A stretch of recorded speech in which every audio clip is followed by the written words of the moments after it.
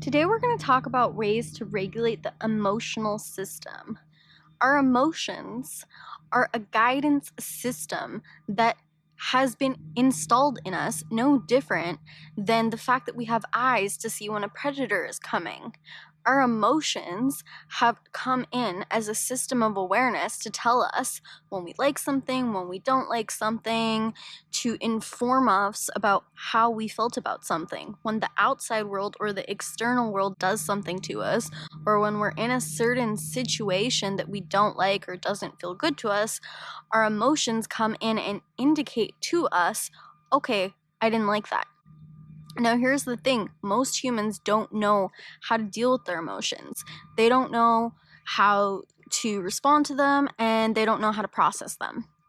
And when an emotion goes unprocessed, an emotion is something that is needed to be in motion, which is why it needs to be processed.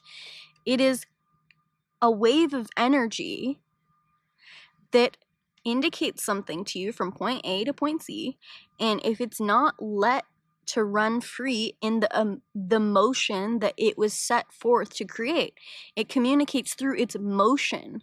That feeling of motion within your body, that movement within your body, that's why in our gut it might feel like fire sometimes, or it might feel like a void in our heart, or it might feel like something's like punching on the inside.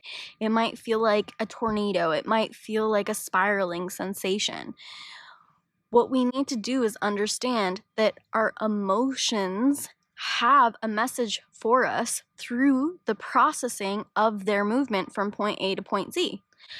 And when we don't process those emotions, when we don't actually allow them to fulfill their mission, which is to communicate to us about our life, about our situations, no different than our nose, our eyes, our ears, or our mouth, or our brain communicates to us about our reality. When we don't allow those emotions to process the way they need to process, they get stuck and stored in our body, no different than fat does.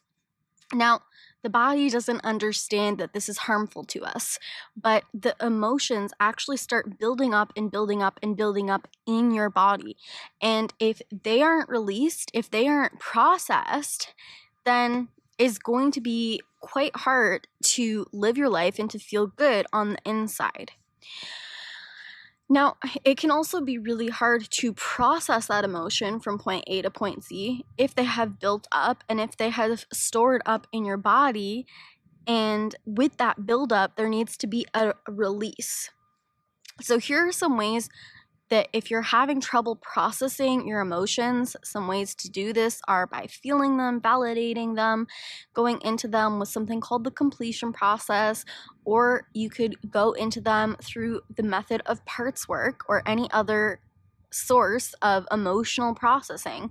But if you have certain emotions that just don't seem to be addressed properly, or they're just different times in your life and in your day, and throughout different situations and with different emotional woundings that you have within you, where you can't do proper processing tools because they have been so stored, so built up over time, and our emotions actually start going into our body to create medical issues for us if they are neglected. Okay, so here are some ways to regulate your emotions. You can regulate your emotions through movement. You can literally get emotions out through intentional dance and moving your body. You can get emotions out through any kind of trauma release exercise or shaking. The body shaking itself is actually a way to release stored up trauma. This is why if you see an animal that goes through some kind of life or death situation, you're immediately going to see it shake its full body. I once saw this in real life with my cat, who spent 2 hours shaking her full body straight because she almost got murdered by the neighbor's dog. This is a process within an animalistic system that we as humans through socialization has shut down as shameful and wrong. But The body's natural response after going through something traumatic is actually to sit there and shake until all of that trauma is released and processed through the movement of shaking. You can do full body shakes, you can just shake a specific part of your body, you can intuitively shake where it feels good to you. Number 3, if you are feeling like you have a lot of pent up anger in any situation, you can release that emotion through allowing yourself to do some kind of aggressive dance moves with angry music raging or singing it out, following along.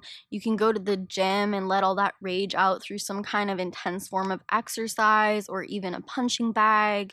You can go where no one can hear you and you can just let out screams or even guttural sounds that don't even have to make sense, as long as you're allowing that emotion to just get out in any way it needs to get out. You'll be surprised, because usually hiding under extreme forms of anger or sadness, so you might just start to cry afterwards, and that'll be another emotional release. 4, breathwork. Breathwork is incredible. I love using breathwork with my clients that are having a little bit of a tough time to get into their emotional feels. And once they go through the breathwork exercises that I take them through, they are feeling in no time at all. 6, you can also therapeutically crawl into a ball under a blanket, or you can take a bath or go into a natural body of water as well. Water is an incredible way to allow yourself to feel held and contained and supported while you release anything that is being stored up within you. Regulating our emotional system through emotional release is super powerful and super important to keep up with your healing work. If you are someone who is already doing a lot of emotional healing and emotional integrating work, and you start to feel different places where you've hit a plateau, or there's definitely something locked in there and you just can't seem to figure out what it is or how to access it or how to get to it, these exercises are really going to help you. There are certain times when we don't feel safe enough, or things are so built up, so stored up, that we just can't get it out any other way. And these exercises actually go towards your body's natural mechanisms that signals, okay, I can release this emotion now. Just like exercise signals the body, okay, I can release this fat, or having a certain healthy diet experience, or having a lot of food but the right kinds of food, the body says, okay, it's okay, we can release fat now.